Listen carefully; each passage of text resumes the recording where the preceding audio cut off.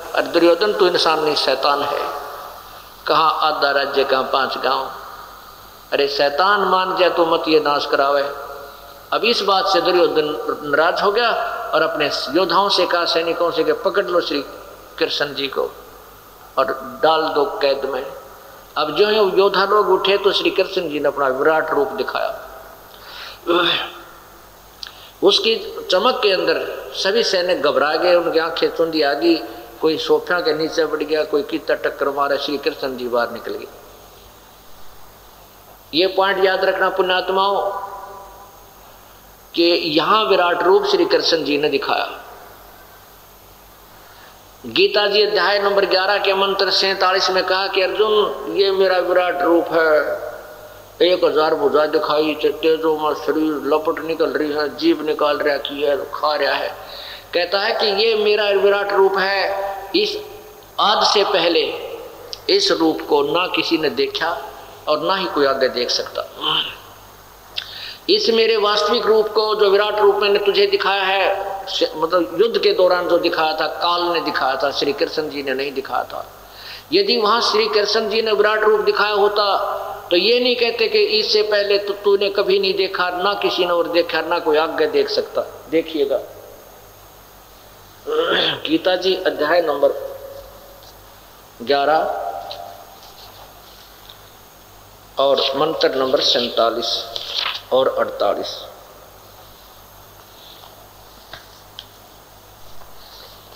ये गीता जी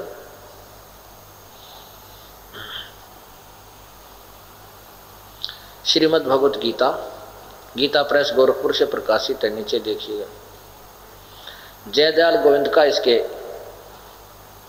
अनुवाद करता है। इसमें क्या लिखा है, ये 11वां मंत्र है। इधर देखिए 11वां अध्याय है, 47वां मंत्र यानी श्लोक। नीचे देखना, हे अर्जुन, अनुग्रह पूर्वक मैंने अपनी योग शक्ति के प्रभाव से यह मेरा परम तेजों में सबका आदि सीमा रहित विराट रूप तुझको दिखलाया है, जिसे तेरे अतिरिक्त दूसरे किसी ने पहले नहीं देखा था। अब क्या सिद्ध हुआ इससे कि गीता श्री कृष्ण जी ने नहीं बोला, गीता जी का ज्ञान श्री कृष्ण जी ने नहीं बोला।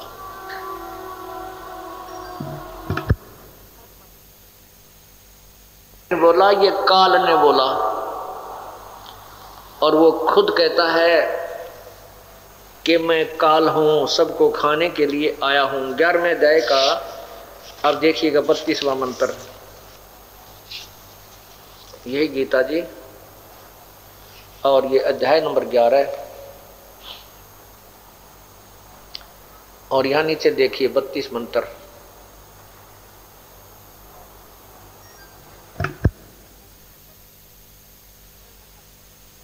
मंत्र इसमें क्या लिखा है नीचे, तीनों लोकों का नाश करने वाला बड़ा हुआ काल हूं, इस समय इन लोकों को नष्ट करने के लिए प्रवृत्त हुआ हूं।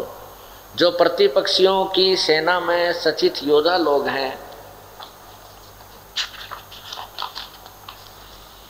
वे सब तेरे बिना भी नहीं रहेंगे, अर्थात तेरे युद्ध ना करने से भी इन सब का नाश हो जाएगा। गीता जी अध्याय नंबर इसी 11 के 20 मंत्र में श्लोक में अर्जुन आंखों देखकर कह रहा है कि भगवान आप तो, ये 11वें अध्याय का मंत्र 20 देखिए नीचे श्लोक, 11वें अध्याय का मंत्र 21 देखिए, ये 21 मंत्र है। यहां देखिएगा, वे ही देवताओं के समूह आप में प्रवेश करते हैं, कुछ भयभीत होकर हाथ जोड़कर आपके नाम और गुणों का उच्चारण करते हैं, तथा महर्षि और सिद्धों के समुदाय कल्याण हो ऐसा कहकर उत्तम उत्तम स्तोत्रों द्वारा आपकी स्तुति करते हैं, और आप उनको भी खा रहे हो।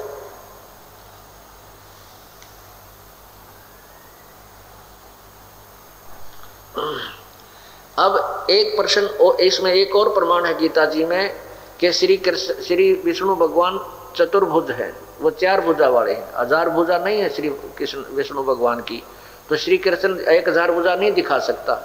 अब यहाँ लिखा है, अर्जुन कहता है 11वें अध्याय के 46वें श्लोक में कि हे सहस्रा बाहु, सहस्त्र बाहु माने 1000 भुजा के भगवान। ये देखिएगा श्रीमद् भगवत गीता जी और अध्याय नंबर 11 के नीचे आइएगा 46 नंबर श्लोक में। ये 46 नंबर श्लोक है। इसमें क्या लिखा है कि मैं वैसे ही आपको मुकुट धारण किए हुए, गदा और चक्र हाथों में लिए हुए देखना चाहता हूं, इसलिए हे विश्वरूप, हे सहस्र बाहो, सहस्र बाहो माने 1000 भुजा वाले, आप उसी चतुर्भुज रूप से प्रकट होइए। अब इसे सिद्ध हो गया कि श्री कृष्ण जी ने गीता नहीं बोली। ये 2 पॉइंट सिद्ध हो गए। अब तीसरा ये होता है, ये कहते हैं कि श्री कृष्ण जी ने अर्जुन से युद्ध इसलिए करवाया कि अर्जुन अक्षत्रिय धर्म का पालन नहीं कर रहा था, और यदि क्षत्रिय धर्म का पालन नहीं करेंगे तो उनका तो कर्म नष्ट हो जाता है, उनको पाप लगता है, इसलिए युद्ध करवाया। पहले तो हम मान लेते थे इन बातों को, लेकिन अब ज्ञान हुआ कि ऐसा नहीं था, क्योंकि श्री कृष्ण जी स्वयं क्षत्रिय थे और मथुरा का राज्य के राजा कंस को मारने के उपरांत वहां का राज्य अपने नाना जी को उग्रसेन को दे दिया था। उग्रसेन बहुत वृद्ध हो गए थे, उन्होंने सारी बागडोर अपने दोहते श्री कृष्ण जी को दे दी थी। उसी समय काल्यावन नामक एक राजा ने, जो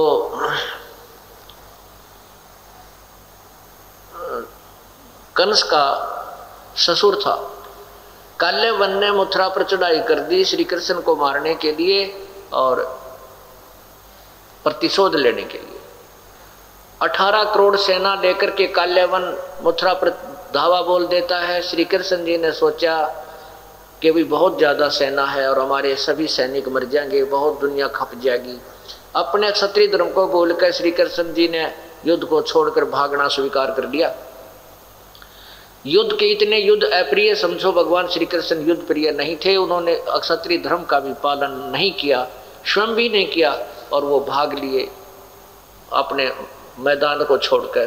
काल्यावन भी उनके पीछे पीछे भाग लिया, क्योंकि राजा से राजा युद्ध करता था, मंत्री से मंत्री, महामंत्री से महामंत्री, सैनिक से सैनिक, ये नियम था पहले। तो राजा के साथ राजा युद्ध करता है, तो श्री कृष्ण के भाग लेने से काल्यावन भी उसके पीछे पीछे दौड़ दिया। श्री कृष्ण जी को मालूम था, कुछ दिन पहले नारद जी ने बता दिया था कि एक गुफा है भगवान यहाँ पर, उसमें एक मुचकंद नाम का एक राजा सोया पड़ा है, उसके अंदर एक ऐसी शक्ति है कि वो 6 महीने जागता है, 6 महीने सोता है।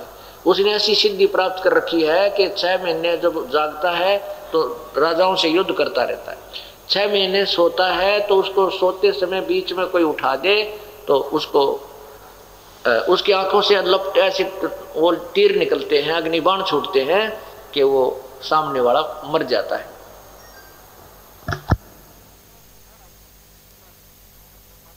बात का श्री कृष्ण जी को ज्ञान हो गया। इसी दृष्टिकोण से भी क्यों ना मैं इस मुचकंद को काल्यावन को मुचकंद से मरवा दूं। श्री कृष्ण जी आगे आगे भाग रहे हैं, काल्यावन पीछे पीछे। श्री कृष्ण जी उसी गुफा में प्रवेश कर गए जिसमें वो काल्यावन ना वो मुचकंद सोया पड़ा था। मुचकंद के ऊपर अपना वो पीताम्बर जो कपड़ा एक एक्स्ट्रा चद्दर सी साथ में लिए हुए होते थे, श्री कृष्ण जी ने ले रखी थी, वो उस सोए हुए मुचकंद के ऊपर डाल दी। अब बाहर से जब काल्यावन गुफा में प्रवेश कर गया तो उसने देखा कि वही कपड़ा ओढ़ के और यह सो गया है, शायद श्री कृष्ण जी यहाँ छुप गया है। और कृष्ण जी आगे चले गए गुफा में। काल्यावन ने मुचकंद को श्री कृष्ण मानकर उसकी टांग पकड़ के घुमा दी कि खड़ा होकर क्यों छुप गया यहाँ आके। मुचकंद की निंद्रा भंग होगी, आंखों से अग्निबाण छूटे, काल्यावन मर गया। कहने का भाव ये है कि इससे ये भी प्रमाणित हो गया कि श्री कृष्ण जी दूसरे को सलाह कैसे दे सकते हैं क्षत्रिय धर्म की, जब स्वयं क्षत्रिय धर्म को त्याग कर वो रण छोड़कर भाग दिए, जिस कारण से उनको रण छोड़ भगवान कहा जाने लगा। रण छोड़ भगवान की जय, सुनी होगी आपने को। ये भी नहीं मालूम ये भगवान की इज्जत कर रहे हैं कि बेइज्जती। रण छोड़ का अर्थ तो कायर होता है, और फिर जय बोलते बोलो रण छोड़ भगवान की जय। तो कहने का भाव हमने अपना जो निष्कर्ष है वो मध्य नजर रखना है। इससे भी सिद्ध हो गया कि श्री कृष्ण जी ने युद्ध करने की सलाह अर्जुन को युद्ध के मैदान में कतई नहीं दी। अब तीसरा प्रमाण आपको देते हैं, गीता जी का ज्ञान श्री कृष्ण जी ने नहीं कहा, कतई कलम तोड़ आपको बताते हैं। महाभारत का युद्ध हो गया, पांडव जीत गए, कौरव हार गए। युधिष्ठिर जी को राज्य गद्दी प्राप्त हो गई। श्री कृष्ण जी ने कहा भी मेरा काम हो गया, आपका काम हो गया है, मैं द्वारका जाना चाहता हूं, मुझे इजाजत दो।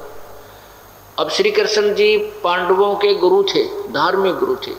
उन्होंने कहा कि भगवान आप जा रहे हो और हमें एक सत्संग सुनाकर जाना, ताकि हम आपके विचारों के आधार पर चलकर इस राज्य को भी करें, अपना कल्याण भी करें, कहीं हम विचलित ना हो जाएं।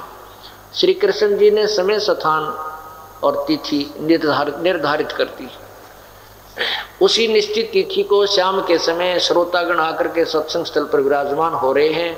सत्संग स्थल के आसपास श्री कृष्ण और अर्जुन घूम रहे हैं, टहल रहे हैं। अर्जुन ने कहा कि भगवान आज सत्संग के अंदर वो गीता जी का ज्ञान सुनाना जो आपने युद्ध के दौरान मुझे सुनाया था, मैं युद्ध के कारण याद नहीं रख सका।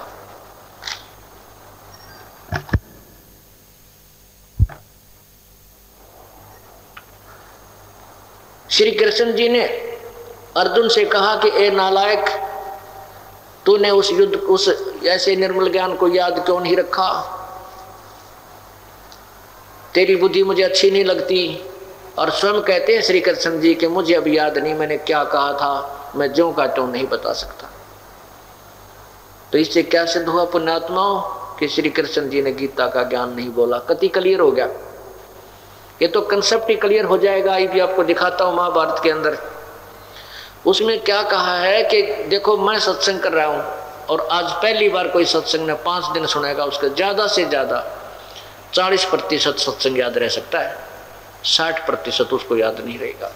और फिर 10 दिन के बाद वो मुझे कहे कि जी आप वही सत्संग सुनाना जो आपने कबीर साहब के प्रगट दिवस पर सुनाया था 5 दिन वाला, और मैं कहूँ उस श्रोता को जिसने पहली बार सुना था उसको कहूँ तेरी बुद्धि अच्छी नहीं है नालायक, तूने याद क्यों ना रखा सारा सत्संग, और मैं कहूँ कि मुझे तब याद नहीं मैंने क्या कहा था, मैं जो का तू नहीं बता सकता।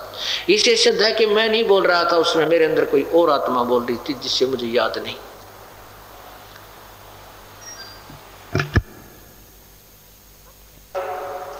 संक्षिप्त महाभारत।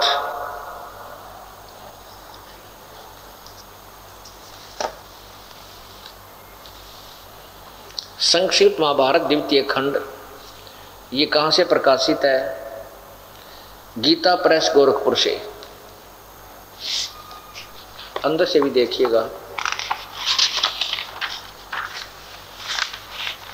संक्षिप्त महाभारत द्वितीय खंड, और यहाँ से लिखा है संपादक तथा संशोधक जय दयाल गोविंद का। नीचे देखिए, गीता प्रेस गोरखपुर से प्रकाशित है। इसके पृष्ठ नंबर 667 पर यहाँ देखिए,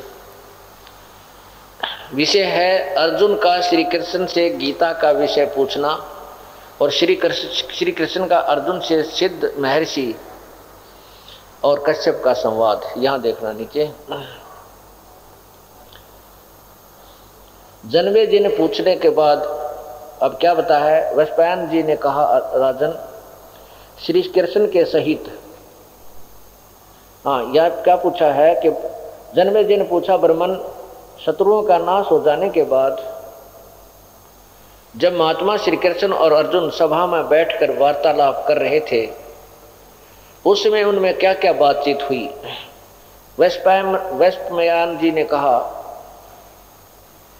राजन, श्री कृष्ण के सहित अर्जुन ने जब अपने राज्य पर पूरा अधिकार प्राप्त कर लिया तो वे दिव्य सभा भवन में आनंद के साथ रहने लगे। एक दिन सब जनों से घिरे हुए वे दोनों मित्र स्वेच्छा से घूमते घूमते सभा मंडप के ऐसे भाग में पहुंचे जो स्वर्ग के समान सुंदर था। पांडुनंदन अर्जुन श्री कृष्ण के साथ रहकर बहुत प्रसन्न थे। उन्होंने एक बार उस रमणीय सभा की ओर दृष्टि डालकर भगवान से यह वचन कहा, देवकी नंदन, जब युद्ध का समय उपस्थित था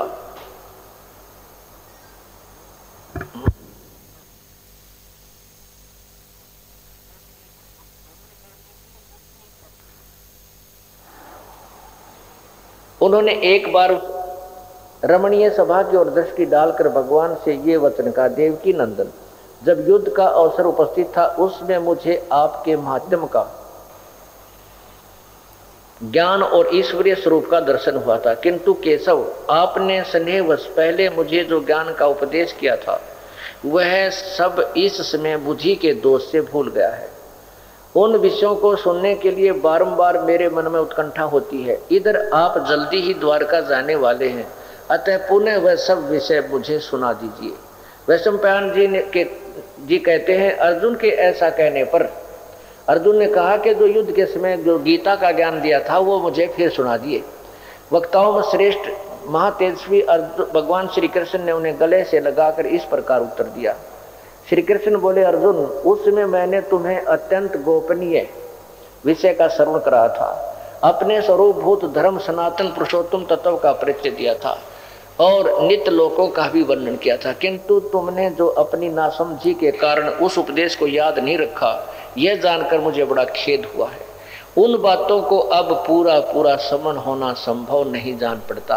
पांडुनंदन, निश्चय ही तुम बड़े श्रद्धाहीन हो, तुम्हारी बुद्धि अच्छी नहीं जान पड़ती। अब मेरे लिए उस उपदेश को ज्यों का त्यों दोहरा देना कठिन है। ओए होए, क्योंकि उस समय योग युक्त होकर मैंने परमात्म तत्व का वर्णन किया था। अब पुण्यात्माओं ये देखिएगा कि श्री कृष्ण जी कह रहे हैं कि वो जो गीता का ज्ञान मैंने तुझे सुना था अब ज्यों का त्यों मैं नहीं बता सकता, अब मुझे तो योग युक्त होना पड़ेगा। और कहते तूने याद क्यों नहीं रखा, तो ना समझ है, तेरी बुद्धि ठीक नहीं, तो बुद्धिहीन है। इससे सिद्ध है कि श्री कृष्ण को कुछ भी नहीं पता था कि गीता जी का ज्ञान उसने मैं क्या बोला था। ये एक और प्रमाण आपको देते हैं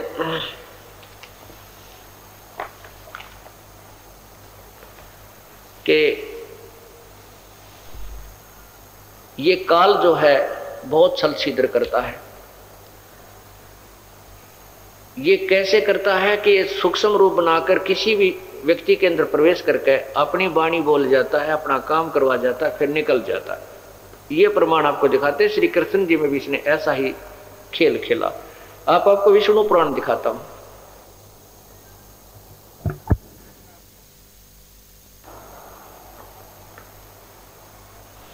ये देखिएगा श्री विष्णु पुराण नीचे देखिएगा, गीता प्रेस गोरखपुर से प्रकाशित है। इसके अनुवादकर्ता कौन है? ये है श्री मुनीलाल गुप्त अनुवादक और गीता प्रेस गोरखपुर से प्रकाशित है। इसके चतुर्थ अंश में, ये चतुर्थ अंश है, प्रश्न नंबर 243। इधर आइए, ये 242 अध्याय 3 है, चतुर्थ अंश का अध्याय 3 है, 242 पर नीचे आइएगा।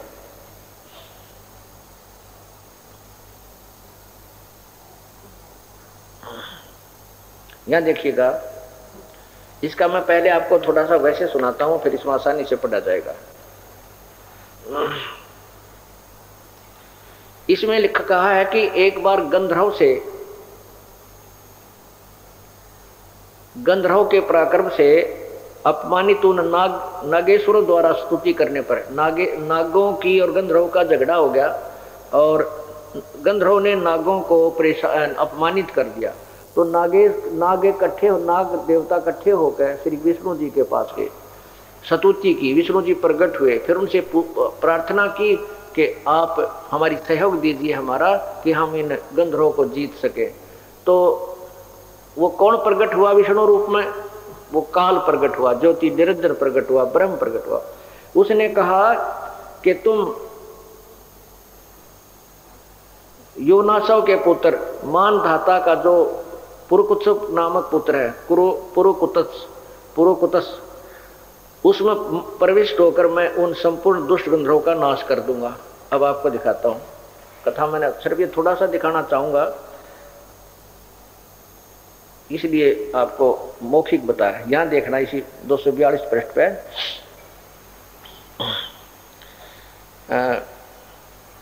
गंधर्व के पराक्रम से अपमानित उन नागेश्वरों द्वारा स्तुति किए जाने पर उसके श्रवण करने से जिनकी विकसित कमल सदृश आंखें खुल गई हैं, निंद्रा के अंत में जगे हुए उन जलाशयी भगवान सर्व देवेश्वर को प्रणाम कर उन नागगणों ने कहा, भगवान उन गंधर्व से उत्पन्न हुए हमारा भय किस प्रकार शांत हो। तब आदि अनंत रहित भगवान पुरुषोत्तम ने कहा, योनासव के पुत्र मानधाता का जो यह पुरुकुतस नामक पुत्र है, उसमें प्रविष्ट होकर मैं उन संपूर्ण दुष्ट गंधर्वों का नाश कर दूंगा। अब इससे क्या स्पष्ट हुआ कि ये क्या खेल है काल का। जो भी यहाँ ऋषि हैं, देवता हैं, ये सब भगवान विष्णु की उपासना करते हैं और विष्णु को इष्ट मानकर जब स्तुति करते हैं तो विष्णु रूप में युग काल प्रकट हो जाता है, ये ब्रह्म। और फिर इसी प्रकार गंधर्वों के सामने, नागों के सामने वही प्रकट हुआ। उन्होंने उसे याचना की कि मेरी रक्षा करो, तो उस काल ने कहा कि मैं वो जो मानदाता का पुत्र पुरुकुत्स है उसके अंदर प्रवेश हो जाऊंगा भूत की तरह और फिर मैं उन्हें मार दूंगा। इससे सिद्ध हो गया कि ये काल श्री कृष्ण जी में भी ऐसे ही छल करके प्रकट हुआ और ये सब गीता का ज्ञान और महाभारत का ये आपस में विनाश करवा डाला, युद्ध करवा के लाखों लोग मरवा दिए। श्री कृष्ण जी ने युद्ध नहीं करवाया। अब इसी का एक और प्रमाण है, 233 पृष्ठ पर देखिएगा।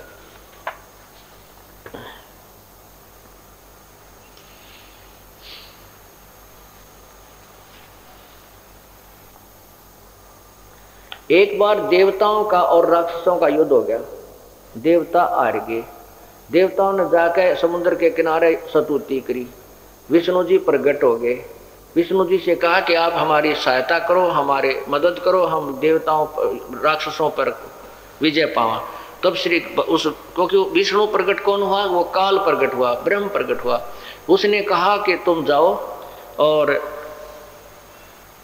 राजऋषि ससाद का जो पुरंजय नामक पुत्र है, उस अक्षत्रिय श्रेष्ठ के शरीर में मैं अंश मात्र से स्वयं अवतीर्ण होकर उन संपूर्ण दैत्यों का नाश करूंगा।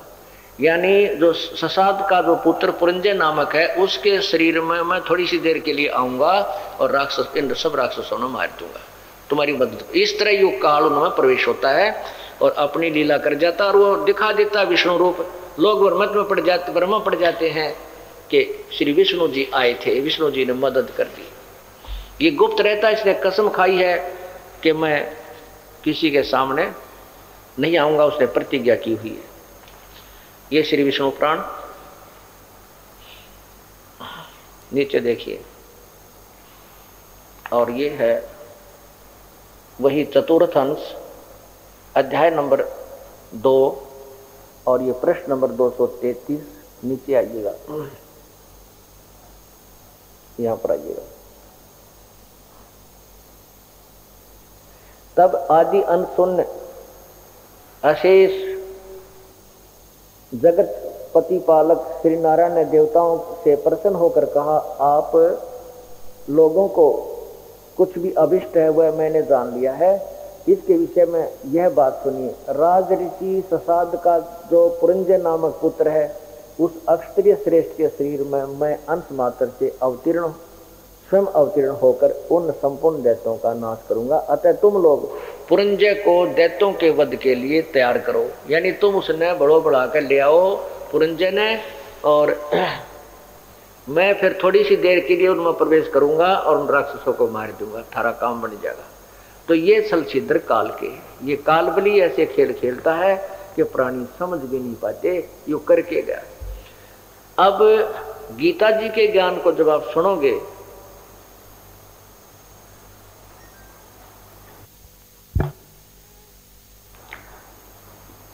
अब पुण्यात्माओं आपको गीता जी का कुछ ज्ञान सुनाएंगे। उस ज्ञान को अब आप अच्छी तरह समझ सकोगे, क्योंकि अभी तक हम ये मानते थे कि गीता जी का ज्ञान श्री कृष्ण जी ने कहा और हमने श्री कृष्ण जी को ही सब कुछ मान रखा था। लेकिन अब पता चला कि श्री कृष्ण जी को तो पता ही नहीं गीता जी में बोला क्या था। वो तो खुद कहते हैं कि मुझे तब ज्ञान नहीं, मैंने क्या कहा था अब ज्यों का तो मैं उन शब्दों को नहीं दोहरा सकता। उसके स्थान पर महाभारत में इसी विषय में आगे लिखा है कि उन्होंने कुछ और ही ज्ञान दिया जो गीता जी के ज्ञान से कति मेल नहीं खाता। उस गीता का नाम भी कुछ और रखा जो श्री कृष्ण जी ने दोबारा बोली थी।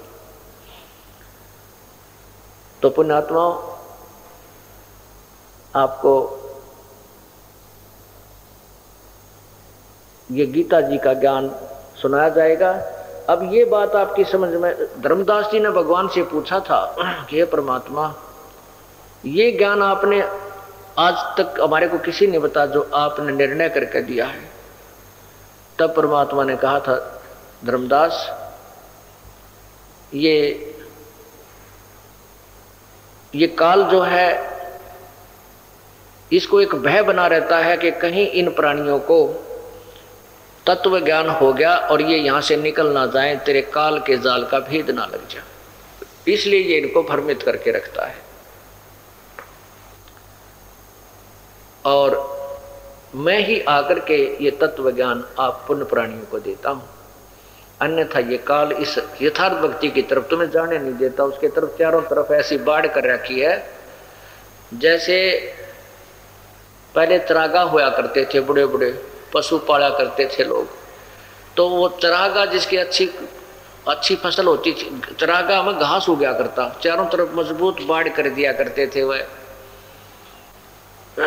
धनी, तो उसके अंदर बहुत अच्छा घास उगा हुआ होता था। उस घास को केवल उस धनी के व्यक्ति ही, वह पशु ही खाते थे, अन्य नहीं जा सकते थे। तो उस क्या होता है, जैसे खागड़ और जोटे होते हैं, जो सांड, ये उस बाढ़ को तोड़ देते थे। उसके तोड़ने के बाद वो खेती खाते थे, निकल जाते थे। तो उसके बाद फिर ऐसे कोई लंगड़ी लोली गाय भैंस भी उनकी तोड़ी हुई उसके तोड़े हुए रास्ते में से जाकर के खूब छक कर घास खाया करती थी। अब उस धनी को पता लग जाता, अत्ते फिर बाढ़ कर देता, लठ मारता, उन्हें निकाल देता है। तो ये कबीर परमात्मा और उनके भेजे हुए संदेश वाहक, उनके प्रिय संत आते हैं, इस काल की बाढ़ में तोड़ जाते हैं और फिर हमारे जैसे तुच्छ जीवों का भी दाव लग जाता है इस तत्व ज्ञान रूपी फसल यानी घास को खाने के लिए। अन्यथा ये काल इस घास के निकट किसी को नहीं आने देता, बाहर ऐसे ही अन्य कबाड़ को हमें खिलाता रहता है। अर्थात इस तत्व ज्ञान रूपी भक्ति के निकट हमें नहीं आने देता, इसके चारों तरफ इसने बाढ़ लगा रखी है और अपना झूठा ज्ञान प्रचार करवा के अपने दूतों के द्वारा हमें यही भूखा प्यासा रखता है। अर्थात हमें मोक्ष नहीं होने देता, ना सुख प्राप्त होने देता, पेट भर भोजन भी नहीं हमें आहार प्राप्त करने देता। कौन सा भोजन? आत्मा की खुराक परमात्मा की भक्ति है, इससे भी हमें वंचित रखता है। आप जब तक आपको ये ज्ञान नहीं प्राप्त हुआ था, ये भक्ति नहीं मिली थी, आप किसी भी भक्ति से संतुष्ट नहीं थे। किसी भी भक्ति से कितना जप कर लेते आपको कोई संतुष्टि नहीं थी। और इस आध घंटे का जोटा अगर आपको 1 घंटे का भी अवसर लग जाए ये भक्ति करने का, आप तृप्त नजर आते हो। ये वो अनमोल धन आपको प्राप्त हो गया है।